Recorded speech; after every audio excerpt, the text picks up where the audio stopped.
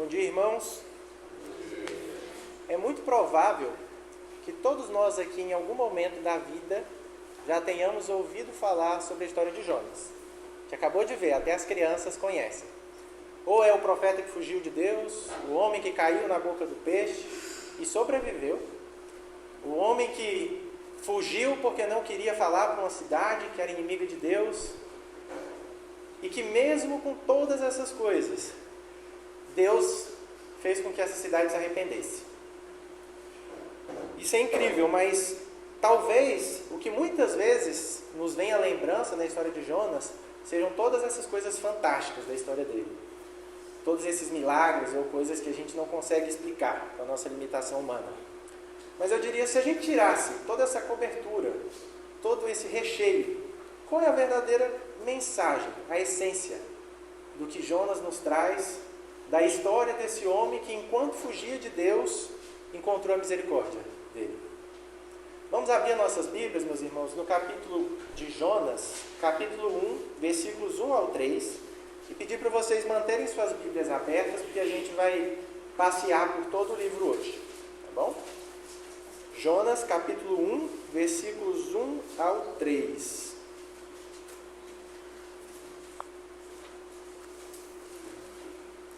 Vamos ler. Todos acharam?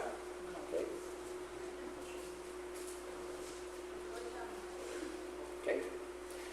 O Senhor deu esta mensagem a Jonas, filho de Amitai: apronte-se e vá à grande cidade de Nínive. Anuncie meu julgamento contra ela, pois vi como o seu povo é perverso. Jonas se aprontou, mas foi na direção contrária, a fim de fugir do Senhor. Desceu ao porto de Jope, onde encontrou o navio que estava de partida para Tarsis. Comprou a passagem e embarcou para Tarsis, a fim de fugir do Senhor. Oremos. Santo Deus, amado Pai, estamos aqui, Senhor, diante de Ti. A Tua palavra foi lida, mas oramos a Ti, ó Pai, para que o Senhor venha me esvaziar completamente de mim mesmo. Venha preencher, Senhor, a minha mente, os meus pensamentos, usar a minha boca, o meu corpo, a minha voz, Senhor. Tudo que há em mim, ó Pai, para poder trazer a honra, a glória somente a Ti, Senhor. Que possamos vir a Te honrar, a Te adorar, e que nós possamos compreender, ó Pai, a beleza, Senhor, do Teu Evangelho, a mensagem, meu Deus, que o Senhor não deixa com que nenhuma distância, nenhum pecado, nenhum abismo nos afaste, Senhor, de onde chega a Tua misericórdia, Pai. Que o Senhor venha a transformar corações no dia de hoje, subverter caminhos, ó Pai, e nos trazer de volta para Ti. Assim oramos e pedimos em nome de Jesus. Amém.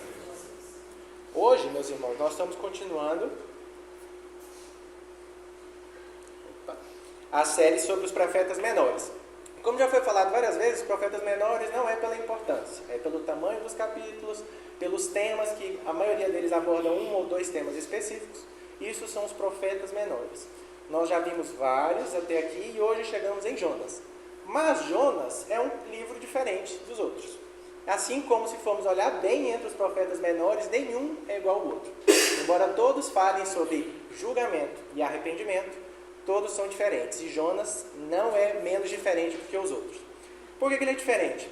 Jonas é um livro narrativo. Então, vai ser fácil nós vermos, enquanto formos lendo os capítulos, que tem uma história com começo, meio e fim. Da outra forma, Jonas tem personagens.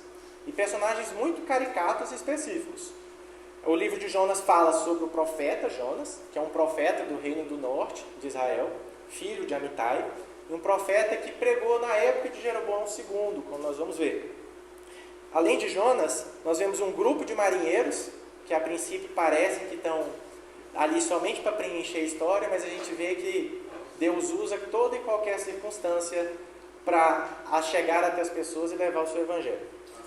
E vemos também a cidade de Nínive, toda a população de Nínive, inclusive o rei de Nínive. E a outra coisa, que talvez seja um dos pontos chaves desse livro, é que esse livro especificamente, ele não fala sobre o que o profeta falou. O grande alvo desse livro, o grande alvo de toda a jornada de Jonas, é sobre o profeta. E o profeta somos nós. É Deus tentando chegar até nós e transformar os nossos corações. Todos os acontecimentos desse livro vão girar em torno de Jonas, vão girar em cima daquilo que Jonas pensa, fala, faz, e Deus vai usar ele especificamente na vida de outras pessoas em cada uma dessas ocasiões. Outra coisa interessante é que Jonas só é citado no Antigo Testamento uma única vez, 2 Reis 14, 25. E essa passagem é importante também porque nos localiza historicamente o período em que Jonas viveu, que é o período do rei Jeroboão II. E é muito provável que a data seja no ano por volta de 750, 755 a.C., por relatos históricos. E, historicamente, nessa época, Jeroboão era o rei do Reino do Norte, já tinha tido a divisão entre o Reino do Norte e o Reino do Sul, Judá, e o Reino do Norte, Israel. Jeroboão era do Reino do Norte. Eles viviam uma época de paz, uma época que não estava tendo conflito nem entre os dois e nem entre o Reino do Norte e os povos ao redor. Por quê? Porque nessa época um dos principais inimigos de Israel era a Síria, e a Síria estava fraca. E Nínive é a capital da Síria. Outra coisa interessante é que, embora esse período fosse extremamente favorável para Israel, eles tivessem não só a paz, por não ter guerras naquele período, eles estavam muito bem economicamente. As plantações iam bem, tudo ia bem, desenvolveu a cultura, tinha um intenso sentimento nacionalista do povo, mas espiritualmente a vida deles era extremamente sombria. A outra coisa interessante é o contexto geográfico do livro. Nos é citado no livro basicamente 3 cidades: Jope, Tarsis e Nínive. Jope era uma cidade portuária que ficava bem na divisa do mar Mediterrâneo. A gente sabe que Jonas estava no Reino do Norte e desceu a Jope, é o que nos fala o livro. Mas o mais interessante é que, se a gente for olhar de Jope para Nínive, que era a capital da Síria, capital do Império Assírio, era uma grande cidade, mas para frente a gente vai ver, precisava de 3 dias para percorrer ela inteira. Mas era uma cidade que eles declaradamente eram inimigos de Deus. Era uma cidade extremamente violenta. O povo de lá, ele era conhecido pelos seus atos de crueldade. Eles rasgavam a barriga de grávidas, tiravam crianças, matavam idosos, faziam coisas horríveis. E claramente essa cidade era perversa, cruel.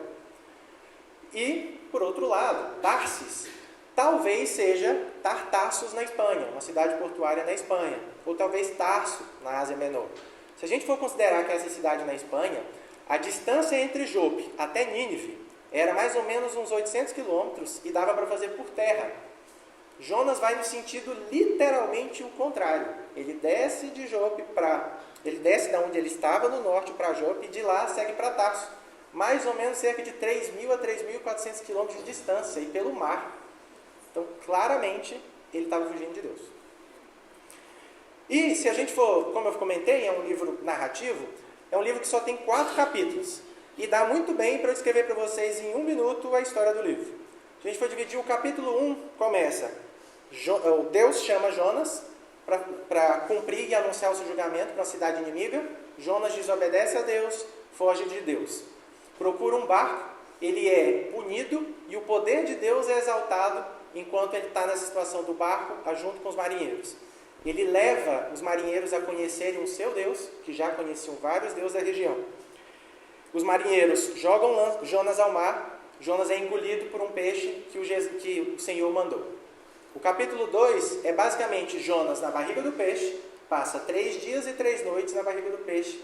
Lá ele reconhece o livramento do Senhor e, mesmo que ele se considere morto, ele ora em gratidão ao Senhor, recitando a palavra dele, entendendo que o Senhor está com ele a todo tempo. O Senhor, então, livra mais uma vez Jonas e ele é vomitado na praia. No capítulo 3, o Senhor chama novamente Jonas para cumprir a mesma mensagem, levar e anunciar o seu julgamento à cidade de Nínive.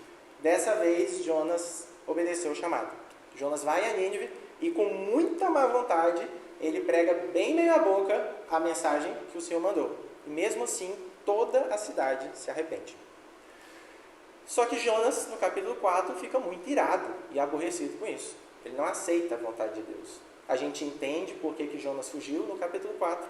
E Deus mostra, dando uma lição para Jonas e para todos nós, a sua misericórdia. E ensinando, mostrando a Jonas que só ele é capaz de transformar corações, caminhos e vidas. Dessa forma, nós podemos ver que ao tentar se afastar de Deus, Jonas viu que era impossível fugir não só da vontade de Deus, da presença de Deus, do poder de Deus e da misericórdia de Deus, que é capaz de subverter caminhos e transformar um coração num coração arrependido. Então vamos caminhar um pouquinho. Vai ser basicamente um trabalho nós vamos lendo juntos, tá? A gente vai começar no capítulo 1, primeiro ponto. Jonas viu que é impossível fugir de Deus. Logo no comecinho, o último versículo que a gente leu, tem um detalhe importante. Fala aqui: Jonas se aprontou, mas foi na direção contrária a fim de fugir do Senhor. O Senhor chama Jonas, faz um chamado a Jonas para anunciar o seu julgamento, e Jonas foge. É interessante esse ponto que eu queria pontuar, é que todo chamado exige uma resposta. Reparem que Deus fala, apronte-se, em outras versões, dispõe-te. Quando Deus fala conosco, mesmo para sermos usados por Ele, nós precisamos ouvir e responder esse chamado, seja para obedecer a sua vontade ou para fazer o que Jonas fez. Obedecer desobedecendo. Nós vamos ver que a vontade de Deus, ela foi cumprida, mesmo ele não querendo. E seguiu na direção oposta. O real motivo aqui, a gente não sabe, nesse versículo, nesse capítulo. Mas conforme a gente vai lendo a história, no final dela a gente entende por que Jonas fugiu. Mas a verdade é que Jonas fugiu não só da presença de Deus, Jonas fugiu do senhorio do Senhor. Fugiu da sua ordem, fugiu da responsabilidade que Deus estava dando para ele. E acima de tudo isso, Jonas fugiu da vontade do Senhor. Desobedeceu à vontade dele. E se as crianças estivessem aqui, nosso acampamento que foi esse final de semana, elas viram bem o que faz um bom soldado. E se Jonas fosse um soldado aqui, ele já estava reprovado, que nem diriam elas. Porque ele fez exatamente o contrário do que era para ter feito. Outra coisa é que quando Deus chama os seus servos, chama alguém para cumprir e fazer a sua vontade, e nós, como servos de Deus, servos de Cristo, não cumprimos, certamente durante toda a história, toda a Escritura, Deus castiga aqueles que não fazem a sua vontade. E Jonas desobedeceu à vontade do Senhor e foi punido logo no começo do livro. Assim que ele embarca no navio, nós vemos que ele foi atingido por uma terrível tempestade. Um dos termos que mais se repetem nesse capítulo é uma terrível tempestade. Tempestade terrível, tempestade tenebrosa, tempestade só piorava. Conforme mais ele se afastava da vontade de Deus, mais a tempestade se afastava. Os marinheiros que não conheciam o Deus de Jonas, pelo menos não intimamente, poderiam só ouvir falar, eles conheciam outros deuses. E como nós vamos olhando, eles oraram para todos esses outros deuses. E nenhum desses deuses respondeu à oração deles. Então, eles clamam desesperados. Os marinheiros estão desesperados. E aqui, no versículo 5, aonde está Jonas na história? O culpado por tudo. A gente vê que Jonas dormia profundamente no porão. E aqui começa uma das primeiras ironias do livro. Como é possível alguém que sabidamente está fugindo da vontade de Deus, está dormindo num barco profundamente, enquanto todos os marinheiros estão desesperados, achando que vão morrer, lançando cargas ao mar? É possível nós dormirmos em meio à tempestade? É possível a gente ter paz no meio da tribulação, no meio da dificuldade?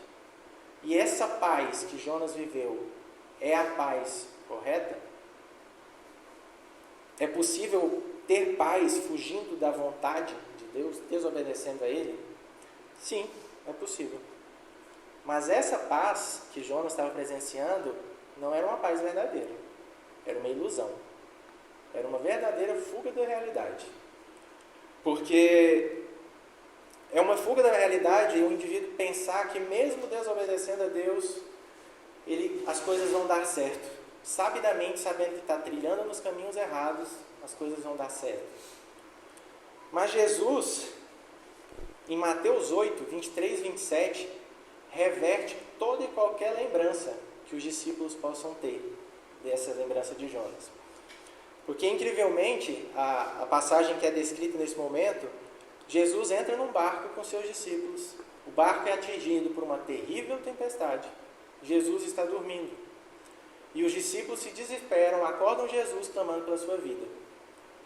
Eu não estou comparando Jesus com Jonas.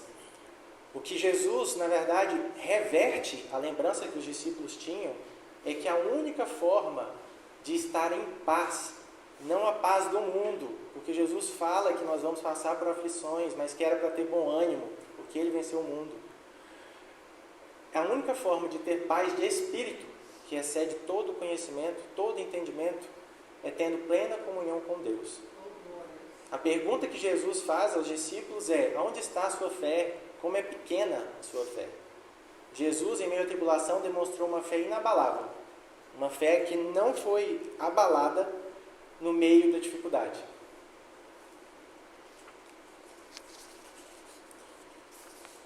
O profeta, ele reconhece a sua culpa. Porque o capitão pergunta: quem é você? De onde foi que você veio? Qual a sua profissão? Quem é o seu povo? Que Deus é esse que está te punindo? O que você fez? A gente não sabe mais o que ele faz. E Jonas reconhece a sua culpa. E aí a gente lendo fala: não, então agora ele vai se arrepender. Só que não, pelo contrário. A obstinação de Jonas era tão forte, que ele prefere morrer a ver a vontade de Deus sendo cumprida. Os marinheiros ficam temerosos quando Jonas pede para lançá-lo ao mar. Ele fala: a culpa é minha, eu reconheço, podem me lançar ao mar que a tempestade vai cessar. E os marinheiros que oraram para todos os deuses dele, nenhum resolveu o problema. Imaginem, gente, que Deus é esse que está temendo, que está punindo esse homem e agora está pedindo para eu jogar um profeta dele no mar? Eles ficam temerosos, tentam remar ainda mais forte a caminho de Tarsis, mas nada resolve. Então eles oram ao Deus de Jonas e lançam ele no mar. E quando eles lançam no mar, imediatamente a tempestade cessa. Só que, mais uma vez, para a tristeza de Jonas, a vontade do Senhor se cumpre. Porque Jonas é engolido por um grande peixe e passa 3 dias e 3 noites na boca desse peixe.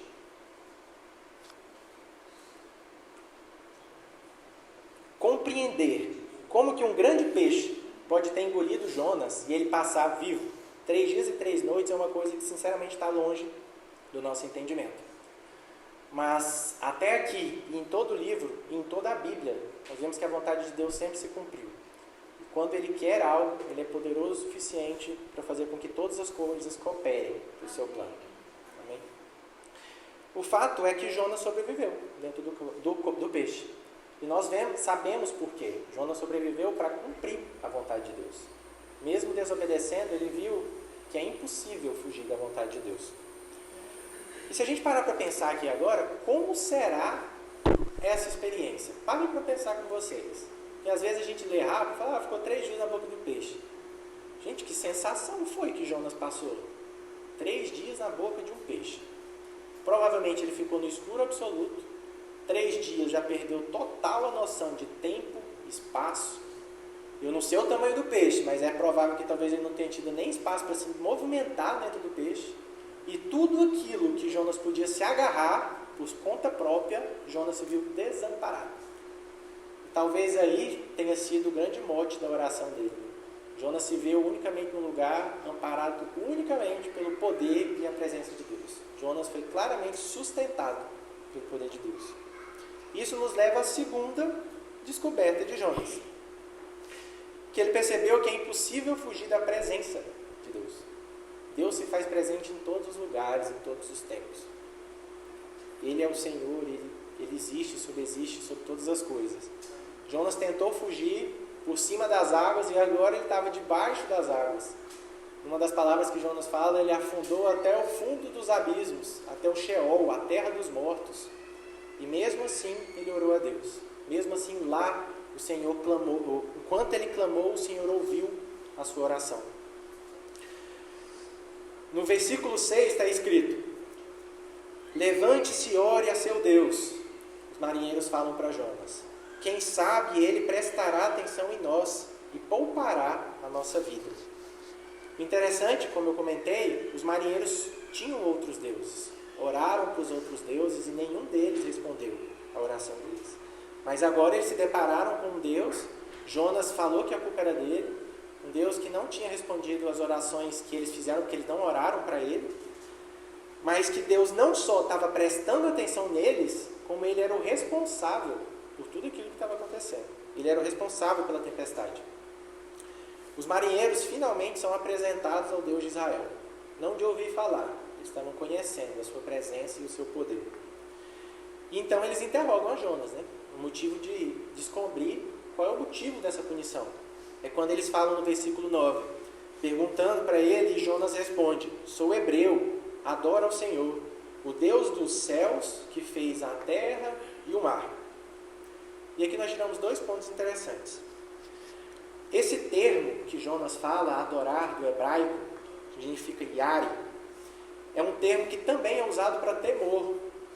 O mesmo termo que é usado para se direcionar a Deus com respeito, com uma forma de honra elevada, é o mesmo significado.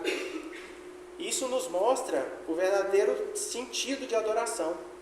Uma adoração real, sincera, ela necessita reconhecer os atributos do Deus que a gente ora. Deus é amoroso, Deus é misericordioso, mas Deus é justo e soberano.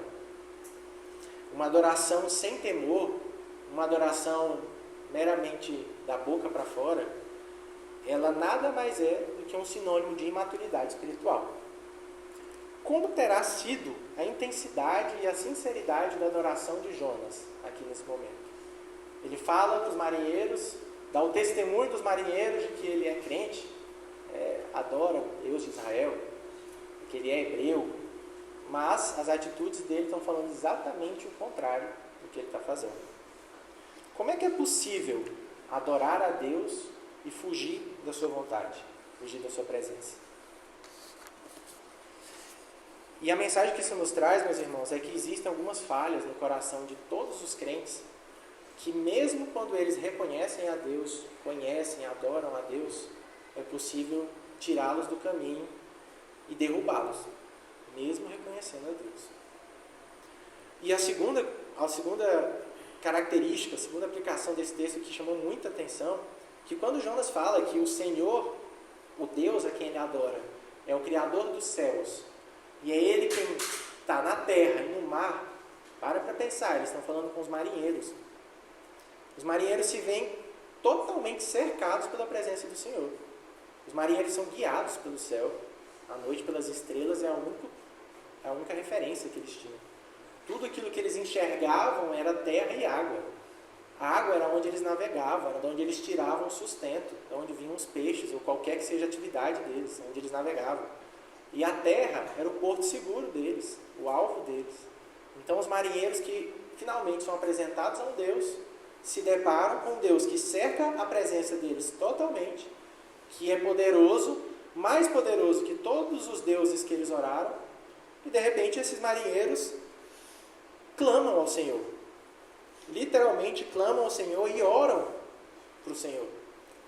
E no livro de Jonas, esse é interessante que é o momento em que os marinheiros oram para Deus antes de Jonas. Os marinheiros, sem reconhecer a Deus, oram antes de Jonas. E se veem presente no meio deles, reconhecem a Deus. Mas talvez Jonas não tenha entendido isso, passou batido esse testemunho que ele mesmo deu sem perceber para os marinheiros. Ele só foi realmente perceber a presença de Deus que o cercava quando ele chegou no fundo do poço. E que mais uma vez fala conosco: não tem lugar no mundo em que nós possamos fugir da presença de Deus. Não importa o quão grande seja o nosso pecado, o quão afastado estejamos de Deus, até mesmo no Sheol, a terra dos mortos, não tem lugar em que Deus e a sua misericórdia não cheguem até nós. Não escute o nosso clamor, não escute a nossa oração. Amém? E Jonas faz uma oração de arrependimento, uma oração de gratidão, um cântico de gratidão ao Senhor. E aqui é muito interessante, porque nós podemos tirar 2 aplicações disso. A primeira é que nós estivemos mortos em nossos pecados, quando não conhecíamos a Deus, quando não conhecíamos a Jesus Cristo, não reconhecemos que Ele é o Senhor e Salvador de nossas vidas, e que Ele nos salva e nos livra de todo pecado.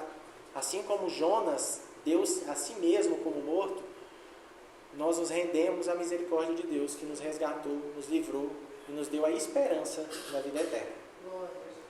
Mas a outra coisa, e aqui também fica de mensagem para nós, é que se nós repararmos na oração que Jonas fez, inclusive um dos textos a gente leu aqui hoje, Salmo 139, Jonas literalmente recitou a palavra de Deus.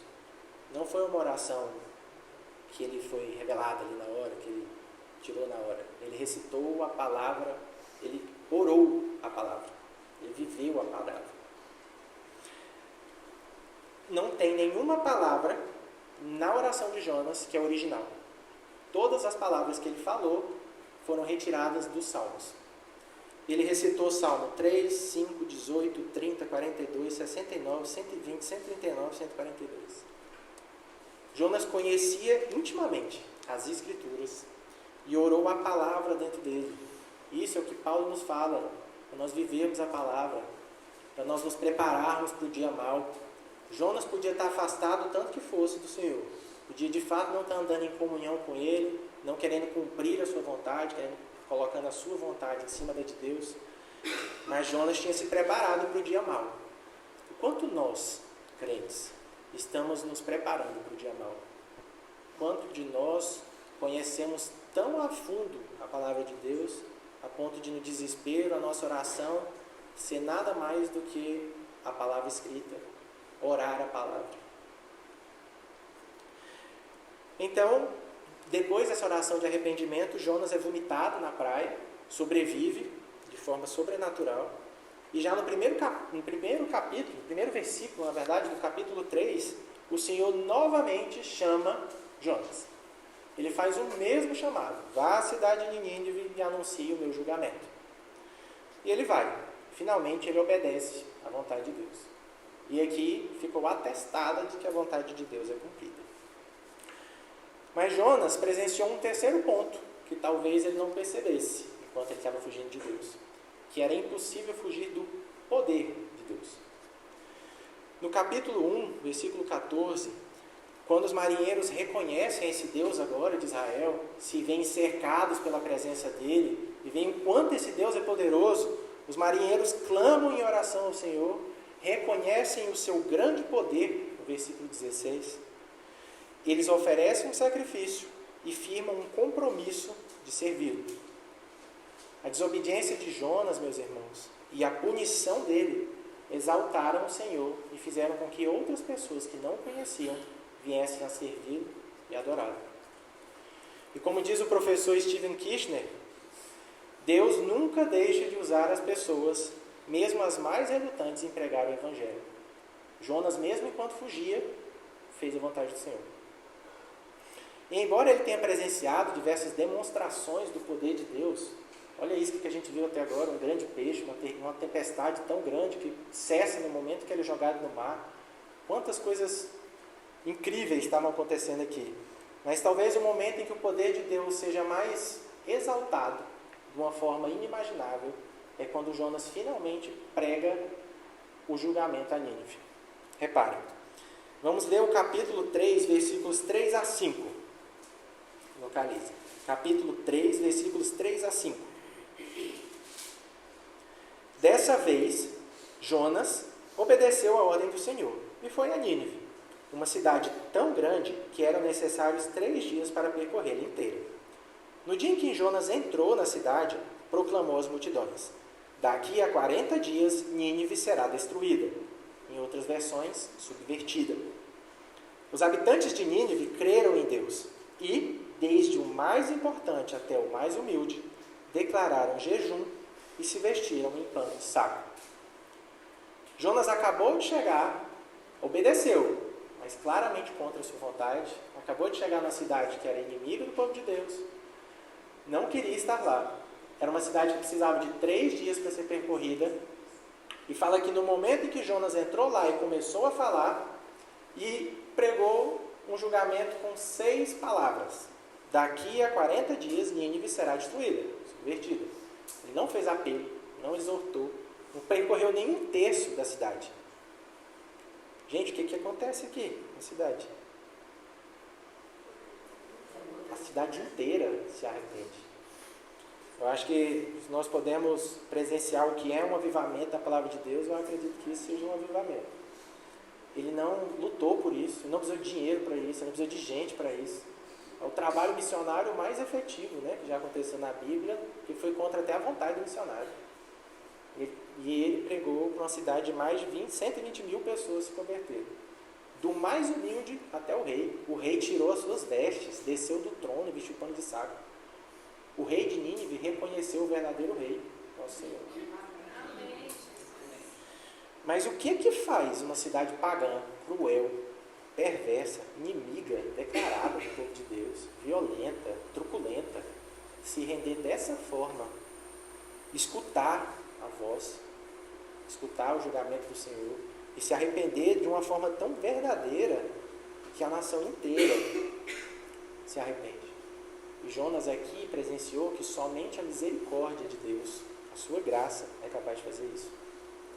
Só ela é capaz de quebrantar os corações por meio do Espírito Santo e torná-los sensíveis à sua palavra e mudar a vida, né? Confessar os pecados, reconhecer as dificuldades. Somente Deus, na sua misericórdia, é capaz de fazer isso. E aqui, mais uma vez, vem uma das coisas impressionantes do texto.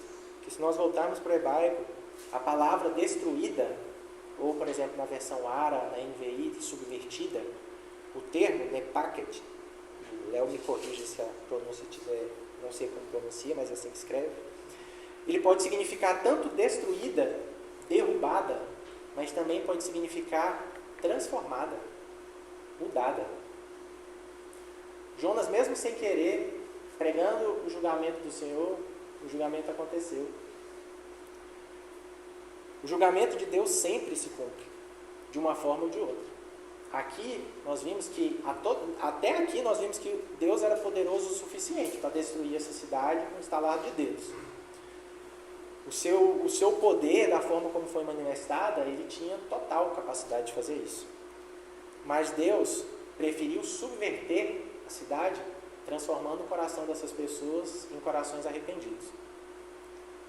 Ao mesmo tempo que Deus está tratando esse povo, Deus está tratando Jonas. Como eu falei para vocês no começo. Embora o que nos chame a atenção é a conversão de Nínive, que de fato é uma coisa incrível, Jonas está sendo trabalhado do começo ao fim.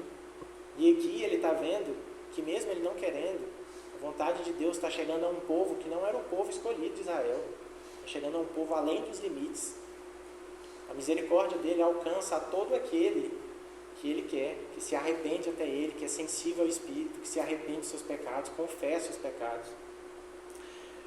Deus está tratando Jonas, subvertendo seu coração e transformando o seu caminho também.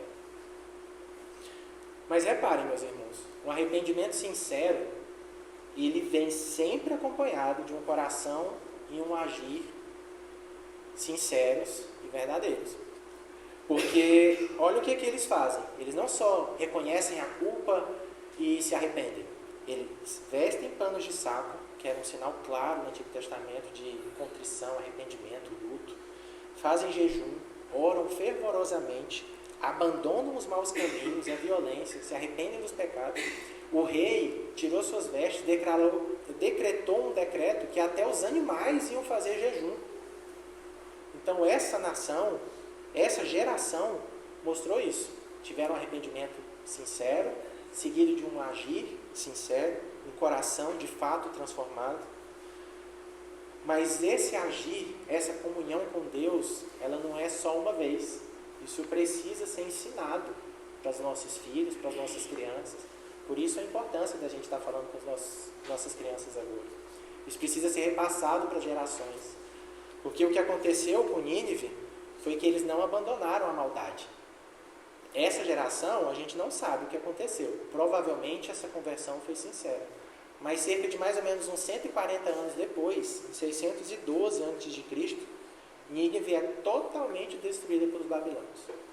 E alguns anos antes, Nínive acabou com Samaria, a cidade do Reino do Norte, ou seja, eles receberam a boa nova daquele pessoal de Israel, e alguns poucos anos, talvez uma geração depois, eles foram lá e destruíram a cidade.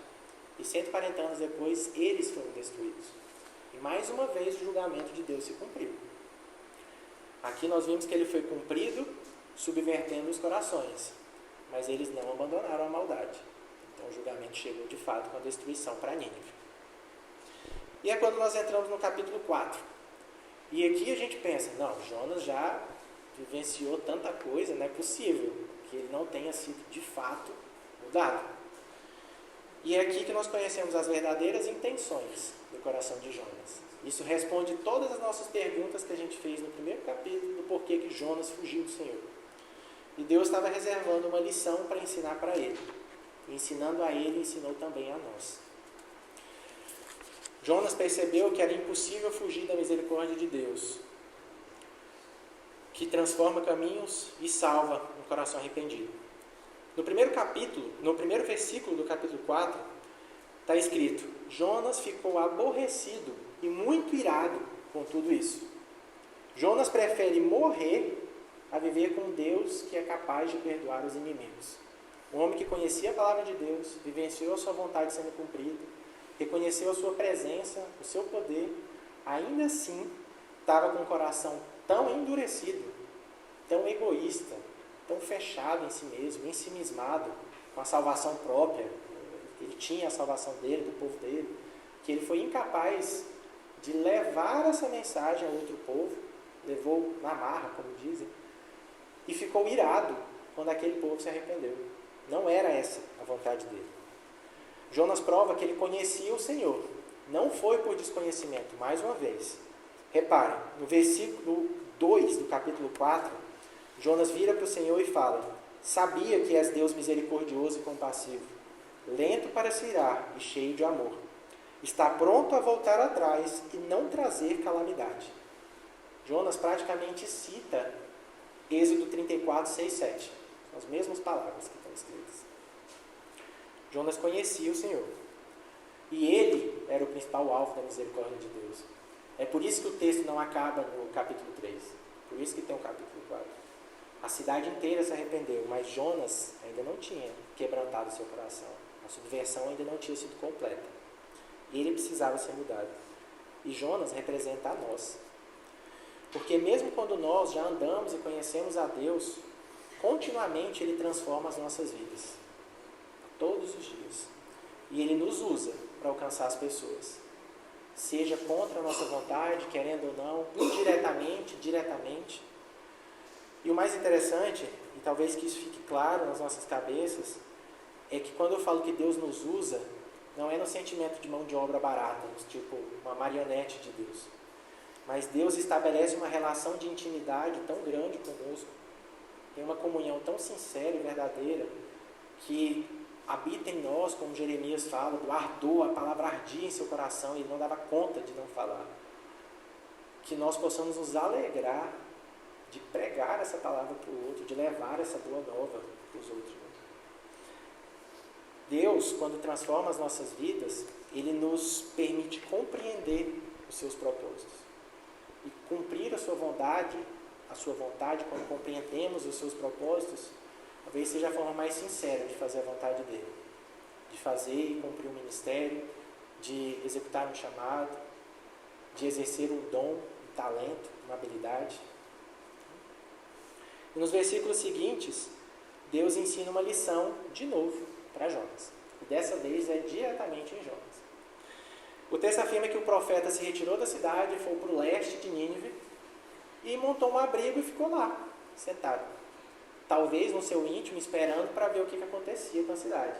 Será que Deus volta atrás e de fato traz o fogo dele, destrói esse povo? Um coração tão fechado que mesmo depois de tudo isso ele ainda acreditou que a cidade seria destruída. E Deus faz surgir uma planta e faz uma sombra tão gostosa para Jonas, que o texto está escrito que ele ficou grato a Deus pela sombra. Mas um dia depois, Deus manda uma lagarta, e a lagarta seca a planta morre, o calor volta a bater em Jonas, e ele fica tão irado, tão triste, tão consumido por isso, que de novo Jonas pede para morrer. E aqui Deus escancara o quanto os nossos critérios são discrepantes. Jonas teve compaixão de uma planta, porque ela trouxe conforto para si, mas foi incapaz de ter compaixão para uma cidade que tinha pelo menos 120 mil pessoas. Dizem que essa expressão, alguns comentários dizem que a expressão 120 mil pessoas que não reconhecem a mão esquerda e a mão direita, talvez sejam crianças, pessoas tão pequenas que não conseguem ter esse reconhecimento. Então imagina quantas pessoas de fato tinham na cidade. Ele não conseguiu se arrepender disso, ter compaixão dessas pessoas. E Deus, agora falando para nós, espera que todos nós, que recebemos já a misericórdia de Deus, nós possamos nos alegrar quando Ele demonstra essa misericórdia para os outros, mesmo que o outro seja inimigo. Talvez seja um dos maiores pecados nossos imaginar que a igreja é um lugar para gente santa, um lugar para gente saudável. A igreja é um hospital espiritual, um lugar para gente doente, um lugar para corações serem transformados. Mas tem que ser um coração sincero, um coração que entrega a vida a Jesus, entrega a vida ao Senhor, reconhece o seu poder, adora Ele não por palavras, mas adora com temor verdadeiro, reconhece a soberania dEle. Amém? A salvação de Nínive aponta para Jesus Cristo. Vocês pararam para pensar nisso? Nós temos no Antigo Testamento um evangelho sendo pregado para um povo que não era Israel, um povo inimigo de Deus, que estava morto nos delitos, e esse povo escuta o julgamento, se arrepende e entrega a sua vida a Deus. Deus, em toda a sua misericórdia, é capaz de voltar atrás e não nos destruir, assim como não destruiu a Nínive. E a prova disso, eu não estou tirando da minha cabeça. A prova disso está em Mateus 12, 38 a 41. Vamos ler junto esses versículos? Mateus 12, 38 a 41.